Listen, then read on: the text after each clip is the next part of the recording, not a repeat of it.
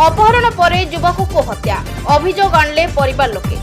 गंजाम जिला पोलसरा थाना माଳ तेंतुलिया ग्रामर राजदीप साहू नामक युवक को अपहरण पर हत्या करा अभियोग होइछि। जहाँ सूचना रही गत गुरुवार ठारू राजदीप निखोज थिबा बेले गतकाली तांकर क्षेत्रार्थ मृतदेह सोरडा थाना दारिंगबाड़ी घाटी उद्धार करिछि पुलिस।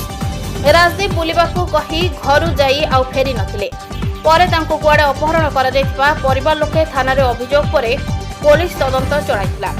गतकाली दारिंगबाड़ी बड़घाटी रे एक क्षेत्रार्थ मृतदेह पड़िथिबा खबर पाइबा परे राजदीप को मृतदेह होइथिबा चिन्हट परे विलंबित राति रे मृतदेह ग्राम को आनी शेषकृत्य सरिछि। हेले हत्याकांड किए और काहींकी करा जायछि ताहा अस्पष्ट रहिछि। पुलिस राजदीप को जने संपर्कीय भाई और सांग को अटक रखी पचराउचरा करुवा बेले अपहरण पर पिटी हत्या करा जायतिबा अभियोग करिसेंती संपर्कीय। Bureau report JMJ news.